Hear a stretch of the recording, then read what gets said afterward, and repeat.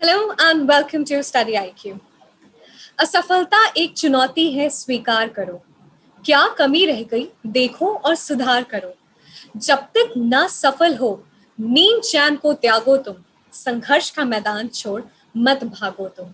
और आज एक ऐसी ही शख्सियत हमारे साथ इस इंटरव्यू सेशन में जुड़ी हैं जिन्होंने कई सारे संघर्ष किया है, यूपीएससी से लेकर यूपीपीसीएस, और वो तब तक हार नहीं मानी जब तक उन्होंने फाइनली अपना एग्जाम क्लियर नहीं किया।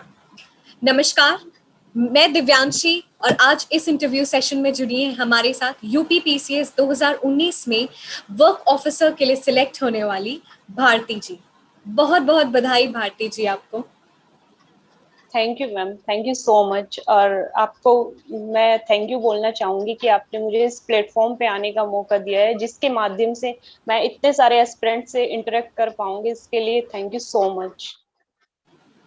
भारती, जैसे हमने कहा कि आपने कई सारे संघर्ष किया है यूपीएससी से लेकर यूपीपीसीएस, और हमें पता है आपकी जर्नी बहुत ही लंबी रही है। तो कैसी फीलिंग है फाइनली आपने इतना प्रेस्टिजियस एग्जामिनेशन यूपीपीसीएस जैसा क्लियर कर लिया है, जिसका सपना आप देखती थी हमेशा से ही?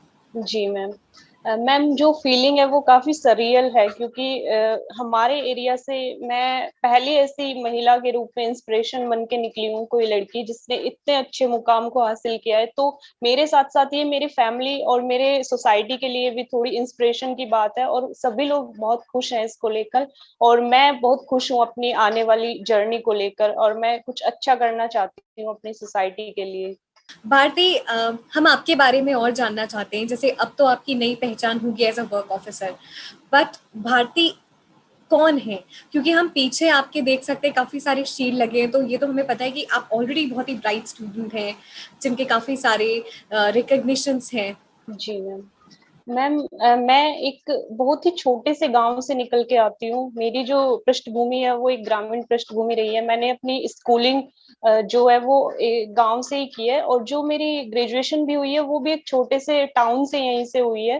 तो उसके बाद मैंने अपना सफर शुरू किया है कि मैं सिविल सर्विसेज के लिए जाऊं। तो अगर मेरे को कोई ऐसे देखे कि एज ए इंस्पिरेशन, कोई अगर ग्रामीण पृष्ठभूमि से आता है और सोचता है कि हम ये कर सकते हैं, कि तो मैं उसके लिए एक मिसाल के तौर पर देखी जा सकती हूँ। वो मुझे अपनी इंस्पिरेशन मान सकता है कि हाँ, हम लोग भी ऐसे प्रेस्टिजियस एग्जाम्स को क्वालिफाई कर सकते हैं और बहुत अच्छी रैंक भी हासिल कर सकते हैं। और जैसा कि आपने शील्ड के बारे में बात की है, तो ये मेरी और मेरी बहन दोनों की कंबाइंड है। मेरी बहन स्पोर्ट्स में और मैं पढ़ाई में, हम दोनों बहनें काफी एक्टिव हैं, और अपने क्षेत्र की जो लड़कियां हैं उनके लिए हम दोनों ही इंस्पिरेशन का काम कर रही हैं। तो इसके लिए मैं बहुत खुश हूँ, और मेरी फैमिली भी इसको बहुत अच्छे तरीके से देखती है और बहुत खुश और प्राउड महसूस करती है। यानी कि एक बहुत ही अच्छा कॉम्बिनेशन है आपका और आपकी बहन का। एक पढ़ाई जी में मैम। बहुत अच्छी है और एक स्पोर्ट्स में बहुत अच्छी है, तो एक परफेक्ट बैलेंस है फैमिली में। जी मैम। भारती, क्या हमेशा से ही आपके मन में था कि यूपीपीसीएस या सिविल सर्वेंट बनना है? मैम, अगर मैं सच बताऊं तो ये मेरा सपना कम और मेरे फादर का सपना ज्यादा था, क्योंकि शुरू में मुझे यूपीएससी या यूपीपीसीएस के बारे में कोई नॉलेज नहीं थी। मेरे लिए भी हर लड़की या लड़के की तरह यही था कि मैं बस एक जॉब पालूं और अपने पैरों पे खड़ी हो सकूं, कुछ बन पाऊं। लेकिन फिर मेरे फादर ने मुझे, जब उन्होंने मेरे टैलेंट को पहचाना, तो उन्होंने मुझसे बोला कि मैं इस फील्ड के लिए ट्राई कर सकती हूँ। उनके कहने पे मैंने शुरू किया। मैंने इसके बारे में थोड़ी रिसर्च की इंटरनेट पे कि होता क्या है ये एग्जाम। उसके बाद मेरी जर्नी 2016 में मैंने स्टार्ट किया पढ़ाई इसके लिए। लेकिन वो शुरू में बिना गाइडेंस थोड़ा इधर उधर ही था। तो उसके बाद मैंने खुद से घर पे लाके सारी एनसीईआरटीज बेसिक बुक्स मैंने शुरू की पढ़ना। तब मैंने ये जर्नी स्टार्ट की। लेकिन शुरू में ये मेरे फादर का सपना था और फिर मेरा बन गया। इसके साथ साथ एक मैं आपको छोटी सी कहानी भी बताना चाहूंगी कि मेरे स्कूल टाइम में मेरे जो स्कूल टीचर्स थे वो मुझे काफी मोटिवेट करते थे। उस टाइम की एक शख्सियत है जिनका मैं नाम लेना चाहूंगी। उस समय हमारे जिले की एक डीएम थी, कामिनी चौहान रतन मैडम। उनका मुझे काफी इंस्पिरेशन रहा है। तो उनकी वजह से मैंने इस फील्ड में आने का सोचा, और साथ ही अपने फादर के ड्रीम को पूरा करने का सोचा, और आज मैं इस मुकाम पर आपके सामने हूँ।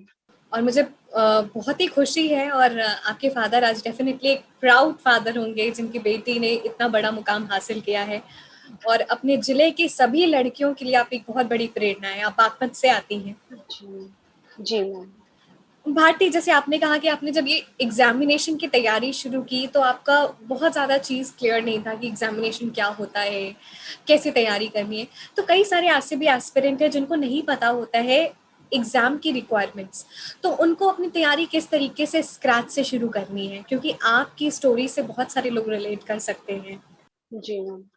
मैम ये क्वेश्चन मुझे काफी लोग यहाँ भी पूछते हैं, और इस प्लेटफॉर्म के माध्यम से आज मुझे बताने का मौका मिल रहा है। तो मैं बताना चाहूंगी कि अगर किसी को भी किसी चीज के लिए भी तैयार करना है तो सबसे पहले उसके बारे में पता होना चाहिए। आप कहीं से भी इंटरनेट पे आजकल सब कुछ अवेलेबल है। आप सिलेबस सबसे पहले इस चीज का देखिए और स्टेजेस देखिए कि एग्जाम्स की रिक्वायरमेंट क्या है, क्या स्टेजेस में एग्जाम हो रहा है, क्या सिलेबस है। उसके बाद जो बेसिक चीज है वो मैं हमेशा बोलूंगी कि एनसीईआरटीज पढ़िए, क्योंकि ये चीज मुझे शुरू में कोचिंग में जाने के बाद मुझे महसूस हुआ कि एनसीईआरटीज पढ़ना कितना जरूरी है। फिर मैंने सब कुछ छोड़ के मैंने कोचिंग को बीच में छोड़ा और एनसीईआरटीज से अपनी पढ़ाई को स्टार्ट किया। तो मैं ये बोलना चाहूंगी कि एनसीईआरटीज और न्यूज़पेपर, ये दो चीजों पे आप लोग अपनी जर्नी को स्टार्ट करिए, बेस बनाइए। तो बस यही है। बेस बनाना बहुत इंपॉर्टेंट है, जिसमें एनसीईआरटी एक बहुत ही इंपॉर्टेंट रोल प्ले करती है, जिसको हम पिलर भी कह सकते हैं इस पूरे प्रक्रिया का। भारती, जैसे आपने बताया कि बेस क्लियर होना बहुत ज़रूरी है। आगे चलते हैं और बात करते हैं अलग अलग स्टेजेस, प्रीलिम्स, मेंस और इंटरव्यू। तो स्टार्टिंग प्रीलिम्स से करते हैं, तो कैसे आपने अपनी तैयारी को अप्रोच किया था प्रीलिम्स के लिए? प्रीलिम्स के लिए जो मेरी तैयारी रही थी वो यूपीएससी के पैरेलल रही थी, क्योंकि मैं यूपीएससी के लिए तैयारी कर रही थी। तो मैंने सारी बेसिक जो बुक्स थी वो यूपीएससी को ध्यान में रख के पढ़ी थी। लेकिन प्रीलिम्स के लिए मैं स्पेशल यूपीपीसीएस के लिए बताना चाहूंगी कि घटना चक्र के जो पूर्वावलोकन होते हैं, प्रीवियस ईयर क्वेश्चन सेट होता है, वो आप जरूर से तैयार करें। और साथ में करंट अफेयर्स जो चल रहा है पिछले 3-4 महीने का, तो आपको ज्यादा ही फोकस करना होता है। और साथ में घटना चक्र के प्रीवियस ईयर क्वेश्चन लगाना बहुत जरूरी है। यही बस डिफरेंस है यूपीएससी और यूपीपीसीएस में, कि इसमें यूपीपीसीएस में जो है वो काफी रिपीटेड क्वेश्चन होते हैं घटना चक्र से जो किए जा सकते हैं। तो प्रीलिम्स के लिए मैं ये बताना चाहूंगी कि प्रीलिम्स की जो तैयारी है वो यूपीपीसीएस की यूपीएससी की तरह ही होती है, क्योंकि दोनों का जो सिलेबस है वो ऑलमोस्ट सेम हो चुका है। थोड़ा बहुत यूपी स्पेशल पढ़ना होता है, वो कोई भी बुक से आप पढ़ सकते हैं, कुछ 10-15 दिन में हो जाता है वो। मैंने भी ऐसे ही किया था। और इसके साथ साथ आप घटना चक्र के जो प्रीवियस ईयर क्वेश्चन होते हैं वो जरूर से देखिएगा। इसमें ये काफी हेल्पफुल होता है, क्योंकि काफी रिपीटेड क्वेश्चन होते हैं घटना चक्र से जो डायरेक्टली आपको मिल जाते हैं। तो ये दो चीजें मैंने करी थी। और साथ में 3-4 महीने का जो करंट अफेयर्स था मैंने उस पर ज्यादा फोकस किया था फैक्चुअली। तो ये चीज बस आप करेंगे प्रीलिम्स के लिए तो इनफ होगा। और साथ में टेस्ट सीरीज भी लगा सकते हैं, लेकिन मैंने यूपीएससी को बेस मान के टेस्ट सीरीज लगाया था। लेकिन मैंने इसके लिए कोई अलग से टेस्ट सीरीज नहीं लगाया था। लेकिन अगर कोई इसको ही फोकस करके चल रहा है यूपीपीसीएस को, तो टेस्ट सीरीज बहुत जरूरी है, क्योंकि उससे आपको एलिमिनेशन का पता चलता है। तो ये सारी चीजें, टेस्ट सीरीज और प्रीवियस ईयर क्वेश्चन और करंट अफेयर्स और स्टैटिक, ये आप करेंगे तो आपका डेफिनेटली क्लियर होगा। एलिमिनेशन की आपने बात की, तो हम चाहते हैं थोड़ा सा आप हाईलाइट करें एलिमिनेशन को। मैम एलिमिनेशन ज्यादा मैं यूपीएससी के लिए मैंने एलिमिनेशन टेक्निक को यूज किया था। यूपीपीसीएस में थोड़ा फैक्चुअल होता है तो उसमें उतना नहीं काम आ पाता है। लेकिन अगर आप ज्यादा से ज्यादा टेस्ट सीरीज सॉल्व करते हैं तो आपको इतना नॉलेज ब्रॉड हो जाता है कि कुछ ऑप्शंस को आप एलिमिनेट कर सकते हैं देखते ही। तो ये मैंने किया था टेस्ट सीरीज से, ये मैंने सीखा था यूपीएससी के लिए। तो इसमें मैं ज्यादा तो बता नहीं पाऊंगी, लेकिन यही है कि जितना प्रैक्टिस करेंगे उतना आपको ये टेक्निक शार्प होती है एलिमिनेशन की। तो वही करना चाहिए सभी को। एलिमिनेशन से बहुत बहुत ही कारगर मेथड होता है, क्योंकि कई बार होता है आपको पूरे पूरी क्वेश्चंस की नॉलेज नहीं हो सकती, लेकिन अगर आपको 50% भी उस टॉपिक के बारे में पता है तो आप इंटेलिजेंट गेसिंग से आप एग्जामिनेशन उस क्वेश्चन को आप यस। कर सकते हैं। आगे चलते हैं और बात करते हैं। हम कहते हैं प्रीलिम्स और मेंस की तैयारी हमेशा इंटीग्रेटेड करनी है, तो आपने अपनी तैयारी इंटीग्रेटेड की थी और किस तरीके से अप्रोच किया था इस इंटीग्रेटेड तैयारी को?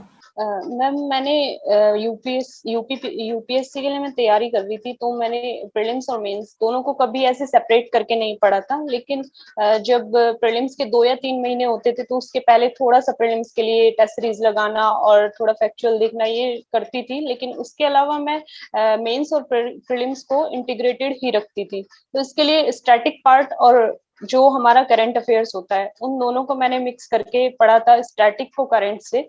और इसके अलावा मैंने मेंस के लिए जो अलग किया था वो मैं आपको बताना चाहूंगी। मेंस के लिए मैंने एसए के लिए मैंने एक अलग से रजिस्टर बनाया था जिसमें मैं डेटा रखती थी और कोटेशंस रखती थी जो मैं एसए में यूज कर सकती हूँ। और इसके अलावा जीएस 1, 2, 3, 4 के लिए भी मैं केस स्टडीज होती हैं या फिर आपको कोई भी डेटा होता है, जैसे एजुकेशन का कोई डेटा है, हेल्थ पे कोई डेटा है या फिर वीमेन एम्पावरमेंट पे कोई डेटा है, तो वो मैं अलग से एक कॉपी बनाई थी, उसमें मैं लिखती रहती थी। और जब मेरा मेंस आने वाला होता था तो मैं उसको बार बार रिवाइज करती थी और मैं उसी को एसए में भी यूज करती थी और अपने जीएस के जो पेपर होते हैं उनमें भी मैं यूज करती थी। नोट्स मेकिंग बहुत ज़रूरी होता है इसे पूरी प्रक्रिया के लिए। एग्जामिनेशन इतना लंबा होता है और जब मेंस की बात करें तो एक एक दिन में दो दो पेपर होता है और हमें पता ही कितने सारे पेपर्स होते हैं। तो रिवीजन के लिए सबसे अच्छा तरीका है नोट्स बनाना। तो नोट्स कैसे बनाना चाहिए एफिशिएंटली और इफेक्टिवली? नोट मेकिंग के लिए मैंने थोड़ा सिलेक्टिव ही अप्रोच अपनाया था, क्योंकि मैंने हर एक सब्जेक्ट का नोट्स नहीं बनाया था, लेकिन मैंने कुछ सब्जेक्ट्स जो मेंस में एकदम ही अलग है मैंने उसका नोट्स बनाया था। जैसे मैंने इथिक्स के अपने पर्सनल नोट्स बनाए थे। और इसके अलावा करंट अफेयर्स में कोई एडिटोरियल आ जाता था, उसमें मुझे कुछ अच्छी चीजें मिलती थी, मैं उसको अलग से निकाल के नोट्स बना लेती थी कि कहीं कोई ब्यूरोक्रेट है वो अच्छा काम कर रहा है तो मैं इसको as a case study use कर सकती हूँ। तो मैं बहुत शार्प अपने नोट्स बनाती थी, एकदम क्रिस्प में। लेकिन मैंने स्टैटिक पार्ट के ज्यादा नोट्स कभी बनाए नहीं, सिर्फ मैंने उसके इथिक्स के लिए बनाए हैं। बाकी आपको जो आपकी बेसिक बुक्स है मैंने उसी में अंडरलाइन करके और हाईलाइट करके ज्यादा अपना रिवीजन किया। मैं यही करती थी कि मैं अंडरलाइन करती थी और बार बार उसको रिवाइज करती थी। लेकिन नोट्स जो बनाने होते हैं वो बस जो छोटी इंफॉर्मेशन होती है, डेटा वगैरह, बस उसी के लिए मैंने अपनी अलग से एक कॉपी बनाई थी। आंसर राइटिंग कहते हैं बहुत ज़रूरी रहता है और आपको एक कॉन्फिडेंस भी देता है कि जब आप एग्जामिनेशन में जाते हैं तो एक माइंडसेट ऑलरेडी डेवलप रहता है कैसे आंसर लिखना है। तो आपने क्या आंसर राइटिंग प्रैक्टिस की थी और कब से, और अगर की थी तो कब से की थी? आंसर राइटिंग श्योर एक बहुत ही बड़ा पार्ट होता है इस प्रिपरेशन का, क्योंकि वो आपको शार्प करता है, आपकी जो लिखने की कला होती है। और प्रेजेंटेशन बहुत मैटर करता है इस एग्जाम में, तो उसके लिए आंसर राइटिंग जरूरी है। लेकिन मेरे साथ एक जो यूनिक बात रही थी वो ये कि मैंने कभी आंसर राइटिंग की प्रैक्टिस नहीं करी है। मैंने डायरेक्ट मेंस में जाके आंसर्स लिखे हैं। लेकिन मैं उसके पहले क्या करती थी कि मैं जब भी पढ़ती थी, कोई भी मुझे क्वेश्चन दिखता था या फिर मैं अपने कोई पैराग्राफ पढ़ रही हूँ, मैं उसको क्वेश्चन के फॉर्म में सोचती थी और फिर मैं सोचती थी कि मैं इसमें जो स्ट्रक्चर होता है आंसर का वो मैं क्या लिख सकती हूँ। जैसे इंट्रोडक्शन होता है, मेन बॉडी पार्ट होता है या फिर कंक्लूजन होता है, उसमें मैं क्या क्या लिखूंगी, ये मैं अपने दिमाग में हमेशा करती थी। और फिर वो जाके मुझे हेल्प करता था जब मैं डायरेक्ट मेंस में जाके लिखती थी। लेकिन मेरे साथ एक प्लस पॉइंट ये था कि मेरी आंसर राइटिंग जो स्पीड है वो अच्छी थी, इस वजह से मैं पेपर कंप्लीट कर पाई। लेकिन अगर कोई स्टूडेंट की आंसर राइटिंग उतनी अच्छी नहीं है तो मैं उसको यही एडवाइस करूंगी कि वो आंसर राइटिंग पे ज्यादा फोकस करे। और वैसे भी आंसर राइटिंग पे फोकस करना चाहिए। मे बी ये मेरी एक गलती रही थी कि मैंने आंसर राइटिंग पे उतना फोकस नहीं किया। लेकिन अगर आप आंसर राइटिंग नहीं भी कर रहे हैं तो आप अपने माइंड में फ्रेमिंग और स्ट्रक्चरिंग जरूर करें, ये आपको बहुत हेल्प करेगा। क्योंकि वहां पे आपको कैसे फ्लो चार्ट बनाना है, कैसे मैप बनाना है, ये इसमें बहुत काम आता है। और इसके अलावा मैं यही कहना चाहूंगी कि प्रीलिम्स के बाद जो मेंस और प्रीलिम्स के बीच में जो समय होता है उसका प्रयोग करें आप आंसर राइटिंग के लिए। दिन में एक आंसर भी आप लिखेंगे, दो आंसर लिखेंगे तो वो भी काफी बेनिफिशियल हो सकता है। ऑप्शनल्स आपका क्या था और आपने कैसे तैयारी की थी ऑप्शनल्स की? ऑप्शनल के लिए मेरा जो ऑप्शनल है वो हिस्ट्री ऑप्शनल है। तो ये काफी लंबा चौड़ा एक ऑप्शनल है जिसमें सिलेबस काफी ज्यादा वास्ट है। तो इसमें काफी बच्चे इसको लेने से भी डरते हैं कि हिस्ट्री इतना बड़ा ऑप्शनल है। लेकिन इसका जो एडवांटेज है वो मैंने ये सोच के लिया था कि एक तो मेरी इसमें रुचि काफी ज्यादा थी और सेकंड जो इसका सिलेबस है वो जीएस में ऑलमोस्ट 60% कवर हो जाता है। तो ये दो फैक्टर रहे थे कि मैंने इसको एज ए ऑप्शनल चूज किया था। और इसमें मेरी जो स्ट्रेटेजी रही थी वो यही रही थी कि मैं अपने जो सोर्सेज है उनको लिमिटेड रखूं। मैंने सिर्फ बेसिक एनसीईआरटीज पढ़ी हैं और साथ में कुछ नोट्स अपने पढ़े हैं, बस इतना ही मैंने किया है। कोई मैंने जो बड़ी बड़ी बुक्स होती हैं वो मैंने कभी नहीं पढ़ी हैं। बस लिमिटेड सोर्सेज के साथ मैंने इसको तैयार किया है। और मैं यही एडवाइस भी करूंगी कि आप लोग अपने सोर्सेज जो है वो लिमिटेड ही रखें। बेशक ये हिस्ट्री एक बहुत ही अच्छा ऑप्शनल है, लेकिन भारतीय अगर मैं बात करूं तो कई बार ये मिथ भी रहता है हिस्ट्री से जुड़ा कि अलग अलग राइटर्स के अलग अलग परसेप्शन होते हैं, जो शायद आप जिस परसेप्शन से आंसर लिख रही है एग्जामिनर उस परसेप्शन से उसको परसीव ना करे। तो इस मिथ को आप कितना आप दूर कर सकती हैं हमारे व्यूवर्स के लिए, और उन्हें भरोसा दिला सकती हैं कि ऑप्शनल एक बहुत ही सिक्योर ऑप्शनल है? मैम हिस्ट्री या फिर किसी भी ऑप्शनल के लिए ये तो थोड़ा सा मिथ रहता ही है कि प्रोज और कॉन्स दोनों ही होते हैं किसी भी ऑप्शनल के लिए, लेकिन हिस्ट्री के लिए जैसा आपने बोला है कि हिस्टोरियन का जो पॉइंट ऑफ व्यू है वो आप कैसे निगेट करेंगे आंसर राइटिंग में, क्योंकि कोई कोई ना कोई बायसनेस होती ही है हिस्टोरियन में या फिर जो एग्जामिनर होता है।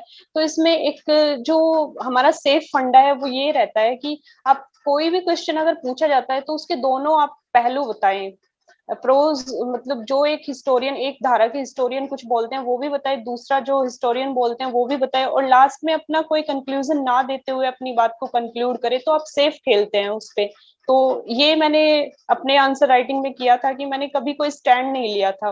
मैं हमेशा अपना कंक्लूजन इतना बैलेंस देती थी कि कोई भी व्यू का जो एग्जामिनर होगा वो इसको निगेटिव में नहीं लेगा। तो बस यही मैंने किया था। एस्से पेपर की बात करते हैं तो किस तरीके से एस्से पेपर की तैयारी आपने की थी? एसए के लिए भी मेरी स्ट्रेटेजी औरों से थोड़ी अलग रही है कि मैंने एसए के लिए कभी कोई ऐसी प्रैक्टिस नहीं करी थी। मैंने डायरेक्ट 2018 में जाके मैंने यूपीएससी मेंस लिखा था और उसमें मुझे काफी अच्छे मार्क्स भी आए थे, मुझे 132 एसए में मिला था। लेकिन उसके पहले मैंने कभी कोई प्रैक्टिस नहीं किया था। मेरी जो यूनिक स्ट्रेटेजी है वो ये है कि मैं टॉपर्स कैसे पढ़ती थी रेगुलरली। मैं हमेशा एक दो ऐसे पढ़ती रहती थी बीच बीच में, और उससे मैं सीखती थी कि इन्होंने हेल्थ पे कोई ऐसे लिखा है तो उसमें कौन सा एनेक्डोट यूज किया है वो मैं यूज कर सकती हूँ डायरेक्टली अपने ऐसे में, और कौन से इन्होंने कोटेशन यूज किए हैं उसको मैं अपने एक कॉपी में लिख लेती थी। जो भी मुझे किसी टॉपर्स की आंसर कॉपी में नया मिलता था मैं उसको अपनी अलग से कॉपी बना रखी थी, मैं उसमें लिखते जाती थी और मैं उसको पढ़ के देखती थी कि ये लोग कैसे स्ट्रक्चर कर रहे हैं ऐसे को, और जो फ्लो है वो कैसे मेंटेन करा जाए। तो मैंने कभी आंसर राइटिंग ना करके लेकिन मैं पढ़ने वाले पॉइंट पे ज्यादा ध्यान देती थी, और मैं टॉपर्स की जो कॉपी है वो मैं रेगुलरली पढ़ती थी, वहां से मेरी एसए की प्रैक्टिस हुई है, और साथ में कोटेशन और डेटा मैंने यूज किया है बस। भाटी, ये काबिल तारीफ है कि आपने जैसे बताया कि आपने कभी एस्से नहीं लिखा, कभी मेंस के आंसर राइटिंग नहीं लिखी और डायरेक्टली आपने अपना बेस्ट एग्जामिनेशन पेपर में डिलीवर किया। बट मैं हम लोग जानना चाहते हैं what was the key of confidence? कितना इतना कॉन्फिडेंस कैसे कि जब आप आसपास सुनती भी रहे कि आंसर लिखना है, एस्से की प्रैक्टिस करो, तो कैसे आपने इतना हिम्मत अपने अंदर जुटाई कि यस? Yes ma'am. मैम इसमें कहीं ना कहीं थोड़ा कॉन्फिडेंस और थोड़ी मजबूरी भी मेरी रही थी कि मैं आंसर राइटिंग प्रैक्टिस ज्यादा नहीं कर पाई, क्योंकि जब मैंने 2018 में यूपीएससी मेंस दिया था तो उसमें मुझे बहुत अच्छे मार्क्स मुझे मिले थे, लेकिन मैं क्वालिफाई नहीं कर पाई थी, लेकिन मार्क्स काफी अच्छे थे। तो मुझे थोड़ा कॉन्फिडेंस था कि हाँ मैं अगर लिखने जाऊंगी तो मैं अच्छा लिखूंगी। और साथ में एक मजबूरी ये हुई थी कि जब 2019 का मेंस था तो उस समय हमारा 2020 वाला यूपीएससी का प्रीलिम्स था, तो मैं प्रीलिम्स को ज्यादा फोकस में कर रही थी, इस वजह से मैंने आंसर राइटिंग को निग्लेक्ट किया।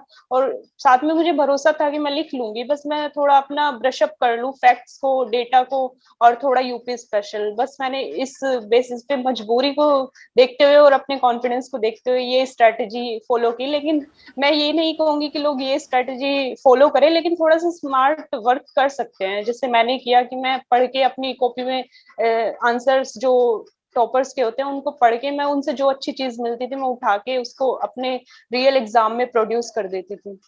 बाटी, आपने अपनी मजबूरी को अपने कॉन्फिडेंस के तौर पे लिया और you have delivered rightly the best. Yes ma'am. Bharti, आपने स्टार्टिंग में भी बात की कि करंट अफेयर्स बहुत जरूरी होता है, तो करंट अफेयर्स की तैयारी आपने कैसे की?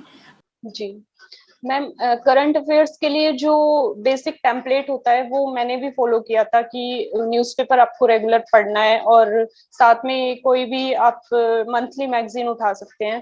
तो मैंने क्या किया था कि मैं न्यूज़पेपर डेली पढ़ती थी, लेकिन मेरा बीच में काफी ब्रेक हो जाता था न्यूज़पेपर, जैसे 15-20 दिन का भी। तो मैं क्या करती थी कि अगर मैं न्यूज़पेपर नहीं पढ़ पा रही हूँ तो मैं यूट्यूब पे एडिटोरियल जरूर देखती थी, जैसे स्टडी आईक्यू के हैं या फिर किसी भी उसके आप उठा सकते हैं जो आपको अच्छा लगे। मैं एडिटोरियल देखती थी और उसमें से कुछ जो की पॉइंट्स मुझे मिलते थे वो मैं नोट करती जाती थी अपने नोट्स में। तो मैं यही करती थी कि अगर न्यूज़पेपर नहीं भी पढ़ पा रही हूँ तो मैं एडिटोरियल सुन लूँ।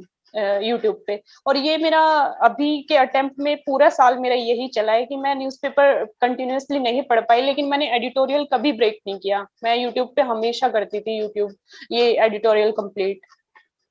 और साथ में जो कंपाइलेशन होता है ईयरली, मैं उसको फॉलो करती थी। मंथली कंपाइलेशन में कभी फॉलो नहीं कर पाई, लेकिन एग्जाम के पास में जब ईयरली कंपाइलेशन होता था किसी भी इंस्टीट्यूट का, वो मैं फॉलो कर लेती थी। भारतीय यूपी पीसीएस जैसा एग्जामिनेशन, सिलेबस इतना बड़ा, करंट अफेयर्स की बात करें तो ये खुद अपने आप में एक समंदर है। तो कैसे इतने सारे concepts and day to day happenings को याद करना है and deliver the best in the examination paper? Ma'am, अगर हम सिलेबस के बारे में देखते हैं, यूपीएससी या यूपीपीसीएस का सिलेबस और साथ में करंट अफेयर्स को, तो वाकई काफी वास्ट सिलेबस हो जाता है। लेकिन इसमें हमारा जो रिवीजन होता है वो काफी मैटर करता है। जैसे मैं कोई भी मेरा प्रीलिम्स होता था तो मैं उसके पहले कोशिश करती थी कि मैं अपना स्टैटिक और करंट अफेयर्स 3 से 4 बार अपना रिवाइज करके जाऊं। वो क्योंकि कोई भी ह्यूमन बीइंग होगा वो ज्यादा दिन तक मेमोरी में नहीं रख सकता है अपनी चीजें। वो सिर्फ उन्हीं चीजों को गैदर कर सकता है जो उसने समझी है एक स्टोरी के फॉर्म में। बाकी अगर आपको कुछ फैक्ट है, डेटा है, वो सब याद करना होगा तो आपको बार बार रिवीजन करना होगा। तो मेरा फोकस यही रहता था कि मैं रिवाइज ज्यादा करूं और सोर्सेज अपने लिमिटेड रखूं। मैं नए सोर्सेज के पीछे कभी नहीं भागी, मैंने अपने सोर्सेज हमेशा लिमिटेड रखे। मेरी ओल्ड एनसीईआरटीज जो है मैं आज तक उन्हीं को पढ़ती आ रही हूँ, उन्हीं को मैं बार बार रिवाइज करती हूँ। जिससे मॉडर्न इंडिया के लिए मैं आपको बताना चाहूंगी स्पेसिफिकली, कुछ लोग बोलते हैं स्पेक्ट्रम पढ़ना चाहिए, तो मैंने उसमें अपनी सिर्फ एनसीईआरटीज हमेशा पढ़ी है और वहीं से मैंने ऑप्शनल में भी कवर किया है खाली एनसीईआरटीज से। और स्पेक्ट्रम का मैंने बहुत ही सिलेक्टिवली कुछ चैप्टर्स पढ़े हैं, बाकी मैंने अपनी एनसीईआरटीज को बार बार पढ़ने में फोकस किया और मैं उसको आज तक कम से कम 10 से 12 बार पढ़ चुकी हूँ। तो रिवीजन इज द की। आप लोग जब तक रिवाइज नहीं करेंगे तब तक कुछ भी याद नहीं रहने वाला है, तो बार बार पढ़ना तो पड़ेगा ही। भारती, हमने प्रीलिम्स और मेंस की बात कर ली। अब हम बात करते हैं एक बहुत ही इंपॉर्टेंट एस्पेक्ट की कि आपने कई सारे प्रीलिम्स दिए हैं, यूपीएससी के भी दिए हैं, यूपी पीसीएस के भी दिए हैं। ऐसा क्या खास था इस अटेम्प्ट में कि आप फाइनल लिस्ट में हैं इस बार यूपी पीसीएस 2019 की? मैम, जैसा कि आपने बताया है कि मैंने मतलब काफी प्रीलिम्स देने के बाद इस अटेम्प्ट में मुझे सक्सेस मिला है, तो ये मेरी जो जर्नी है वो 2016 से स्टार्ट हुआ और उसके बाद मैंने 2018 में अपना पहला प्रीलिम्स दिया था।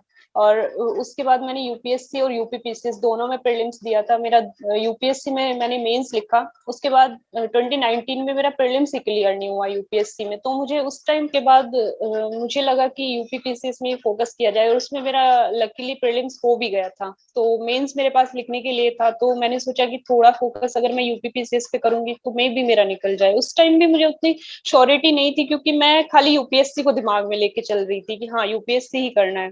लेकिन उस टाइम मैंने थोड़ा सा अपने को जो डिमोटिवेशन था उसको मैंने थोड़ा सा दूर करने की कोशिश करी और अपने को संभाला। और मैंने सोचा कि मैं जो मेरी बेसिक चीजें हैं मैं उन्हीं को बार बार पढ़ती रहूं। मैं अपना जो स्टैटिक था और करंट अफेयर्स था मैं वो हमेशा पढ़ती रही, मैं बार बार रिवीजन करती रही क्योंकि उस टाइम कोविड की वजह से कुछ क्लैरिटी थी नहीं कि मेंस कब होगा। तो मैं बस यही करती थी कि अपना जो स्टैटिक पार्ट है और करंट अफेयर्स है उसको ही पढ़ती रहती थी। तो जब ये आया था कि हाँ अभी मेंस होने वाला है, उस टाइम मैंने थोड़ा सा कोशिश करा कि मैं डेटा गैदर करूं और कोटेशंस गैदर करूं जो मैं प्रीलिम्स वो सॉरी मेंस में यूज कर पाऊंगी। और मैप वगैरह बनाने की मैंने प्रैक्टिस स्टार्ट की, फ्लो चार्ट वगैरह वो थोड़ा सा मैंने बस मैप बनाना मैंने सीखा था कि मैं आराम से मैप बना पाऊं। ये मैंने अपने एग्जाम जो आंसर्स थे उसमें भी यूज किया था। तो मैं यहाँ एक चीज बोलना चाहूंगी कि जो असफलताएं होती हैं वो हमें कभी कभी लगता है कि हमारी लाइफ में असफलताएं आ रही हैं, हमारा कुछ नहीं होने वाला, लेकिन वो हमें आगे की जो हमारी सफलता है उसके लिए तैयार करती है क्योंकि हमें उससे कुछ ना कुछ सीखने को मिलता है और हम अपना जो जज्बा है उसको बनाकर चलते हैं, पढ़ते हैं तो कुछ ना कुछ जरूर हो जाता है। तो मैं स्टूडेंट्स को भी यही बोलना चाहूंगी कि जो आपकी फेलियर्स आपको मिल रही हैं उसको आप एज ए टीचर समझिए और उससे कुछ ना कुछ सीखिए और अपना जो टारगेट है उसको पाने के लिए लगातार मेहनत करते रहिए, तो आपको भी जरूर कभी ना कभी आपकी मंजिल जरूर मिलेगी। भारती, हम आपका इंटरव्यू एक्सपीरियंस जानना चाहते हैं। मैम, इंटरव्यू के लिए मैं बहुत ज्यादा नर्वस थी क्योंकि मेरा जो बैकग्राउंड है वो एक तो रूरल एरिया से है जहाँ उतना एक्सपोजर नहीं मिल पाता है और दूसरा मैंने लाइफ में कभी कोई इंटरव्यू फेस नहीं किया था, तो मैं बहुत ज्यादा नर्वस थी उस टाइम पे। तो उस टाइम पे मैंने क्या किया कि जो मैं डेली अपना थोड़ा सा बोलने की प्रैक्टिस करती थी, क्योंकि मुझे ऐसे लगता था कि मैं थोड़ा इंट्रोवर्ट टाइप हूँ, तो मैं कहीं वहां पे अपने को एक्सप्रेस ना कर पाऊँ। तो मैं थोड़ा बोलने की प्रैक्टिस करती थी, और जो करंट अफेयर्स उस टाइम पे चल रहा था, इश्यूज जो थे न्यूज में, मैं उस पर अपना व्यू पॉइंट डेवलप करने की कोशिश करती थी। और साथ में मैंने मॉक इंटरव्यूज भी दिए थे। मैंने 4 मॉक इंटरव्यूज दिए थे, 2 ऑनलाइन और 2 ऑफलाइन। बस वो मेरा इसलिए था कि मैं कॉन्फिडेंट नहीं हो पा रही थी, क्योंकि मैं बहुत इंट्रोवर्ट रही हूँ अपनी लाइफ में, तो मुझे वो कॉन्फिडेंस नहीं आता था बोलने में। तो इसके लिए मैंने मॉक इंटरव्यूज दिए थे, और उसका मुझे काफी बेनिफिट भी हुआ, और मेरा जो एक्चुअल इंटरव्यू था वो बहुत अच्छा हुआ था। वो काफी सिचुएशन बेस्ड हुआ था, तो मेरा इंटरव्यू एक्सपीरियंस बहुत अच्छा रहा था वहाँ पे। मुझे ऐसे क्वेश्चन जो होते हैं नॉर्मली, कि एज ए डिप्टी कलेक्टर आपको अगर ये पोस्ट मिल जाती है, तो आप ऐसे क्राइसिस, जो उस टाइम पे किसान आंदोलन काफी चर्चा में था, तो किसान आंदोलन जो था उसमें जो धरना प्रदर्शन हो रहा है, आप इसको कैसे मैनेज करेंगे? कहीं पे वैक्सीन के लिए वैक्सीन हेजिटेंसी है और वहां पे महिलाएं प्रदर्शन कर रही हैं, वो कैसे मैनेज करेंगे? तो मुझसे ऐसे सवाल बहुत पूछे गए थे, जिनको मैंने अच्छे से हैंडल किया था, और मुझे लगता है कि इंटरव्यू में काफी अच्छे मार्क्स भी आए होंगे। भारती, हम जानना चाहते हैं आपसे कि आपने क्या आंसर दिया था जो क्वेश्चन आपसे पूछा गया था वैक्सीन हेजिटेंसी का। जी मैम। मुझसे इंटरव्यू बोर्ड में जो मैम थी, उन्होंने मुझसे पूछा था कि आपके डिस्ट्रिक्ट में कुछ महिलाएं हैं जो वैक्सीन के लिए विरोध प्रदर्शन कर रही हैं कि हमें वैक्सीन नहीं लगवाना है, इसके बहुत साइड इफेक्ट्स होते हैं, तो आप इसको कैसे मैनेज करेंगे? तो मैंने इसको एक सिस्टमेटिकली मैंने उनको बोला था कि जो विरोध प्रदर्शन है, पहले मैं ये देखना चाहूंगी कि उसमें उनसे बातचीत करके कोई हल निकल सकता है, कि मैं उनको कन्विंस कर पाऊं कि साइंटिफिकली वैक्सीन जो है वो सेफ है। तो अगर वो ऑप्शन नहीं अप्लाई हो पाता है, तो फिर मैं कोशिश करूंगी कि जो उनका लीडर है, मैं उससे बात कर पाऊं, क्योंकि लीडर की काफी पहुंच होती है, और जो परसुएशन मेथड होता है जिसको हम पढ़ते हैं एथिक्स में, मैं उसका यूज कर पाऊं। तो इसके अलावा अगर वो नहीं मानते हैं, तो थर्ड ऑप्शन रहता है कि मैं खुद अपने आप वैक्सीन लूंगी, और उनको ये साबित करके दिखाऊंगी कि हाँ वैक्सीन सेफ है, क्योंकि अगर वो सामने देखेंगे कि कोई जो पर्सन है वो वैक्सीन ले रहा है, तो उनको इस पे भरोसा होगा। तो मैं ये लास्ट रिजॉर्ट में ये करूंगी। और अगर फिर भी नहीं होता है, तो कहीं ना कहीं हिंसा जो हो रही है उसको तो रोकना ही होता है, तो फिर थोड़ा सा स्ट्रिक्टली भी उसको हैंडल करना पड़ता है। लेकिन जहां तक है, ये बेस्ट है कि आप खुद से अपने पे कोई प्रयोग करें, तो जो जनता है उसमें विश्वास बहाली होती है। तो ये मैंने ऑप्शन चुना था। बेशक ये एक बहुत ही इंटेलिजेंट आंसर आपने दिया था, एकदम ही सिस्टमैटिकली किस तरीके से मैनेज करेंगी। भारती, आप कुछ मैसेज देना चाहती हैं उन एस्पिरेंट्स को जो इस एग्जामिनेशन की तैयारी कर रहे हैं और आप ही की तरह रूरल बैकग्राउंड से आते हैं? कहीं ना कहीं एक हेजिटेंसी रहती है कि वो इतने छोटी जगह से हैं, तो क्या वो लाइफ में क्या इतना बड़ा कर सकते हैं? ये सारी डिलेमास क्वेश्चंस रहते हैं, तो क्या मैसेज है आपका उनके लिए? जी। मेरा जो मैसेज है वो यही है कि फेलियर्स से आप लोग ना घबराएं, क्योंकि मैंने भी बहुत सारे फेलियर्स देखे हैं। मैंने सीएपीएफ तक का भी एग्जाम मैंने दिया था, जो मैं प्रीलिम्स नहीं क्लियर कर पाई थी, और यूपीएससी के भी मैं 2-3 अटेम्प्ट दे चुकी हूँ। तो इससे मुझे, मेरी जो जर्नी रही है उससे मुझे यही सीखने को मिला है कि जब आपको लगता है कि लाइफ में आपका लोएस्ट पॉइंट चल रहा है, तो उस टाइम आपको बाउंस बैक करने का मौका सबसे ज्यादा होता है। क्योंकि मुझे 2020 में ऐसे लगता था कि मेरे लाइफ में कुछ नहीं है, मैंने अपना 4 साल इस एग्जाम्स को दे दिए हैं, और मेरा आज तक कोई भी छोटे से छोटा एग्जाम भी नहीं निकला है। तो उस टाइम अगर मैं अपनी ये कंटिन्यूटी ब्रेक कर देती, तो शायद मैं इस मुकाम पर नहीं होती। तो उस टाइम आप जैसा भी फील कर रहे हैं, आपको तैयार होना पड़ता है पढ़ने के लिए, कि हाँ आपको मन बनाना पड़ता है कि हाँ हमारा हो जाएगा, बस थोड़ा कंटिन्यूटी रखनी है पढ़ाई में। तो मैं यही कहूंगी कि मंजिल मिलेगी भटक कर ही सही, गुमराह तो वो है जो घर से निकले ही नहीं। तो आप लोग अपना जो पढ़ाई है वो उसको कंटिन्यू रखें। और साथ में मेरा एक स्पेशल मैसेज रूरल बैकग्राउंड के जो स्टूडेंट्स हैं उनके लिए है, कि हम लोग को उतना एक्सपोजर नहीं मिल पाता है, तो हम लोग सोचते हैं कि हम लोग किसी से पीछे हैं। कोई भी जो आईआईटी आईआईएम वाले बंदे हैं, शायद हम उनके साथ कंपटीशन में ना टिक पाए। लेकिन यहाँ यूपीएससी हो या यूपीपीसीएस हो, आप दोनों को ही इक्वल अपॉर्चुनिटी मिल रही है। तो आप इसको कैसे ग्रैब करते हैं वो आपके हाथ में है। आप जो सिलेबस है उसको अच्छे से पढ़ेंगे, तो आपका भी उन्हीं की तरह एकदम फेयरली आपका एग्जाम होता है, और आपको जरूर उसमें सफलता मिलेगी। तो बस मेरा यही मैसेज है। Thank you so much Bharti for joining with us and sharing your journey. मुझे पूरा विश्वास है कि बहुत सारे एस्पिरेंट्स जो आपकी इस वीडियो को देखेंगे आपकी स्ट्रैटेजी को फॉलो करने वाले हैं और बहुत इंस्पायर होंगे। Thank you so much and we wish you all the very best. Thank you.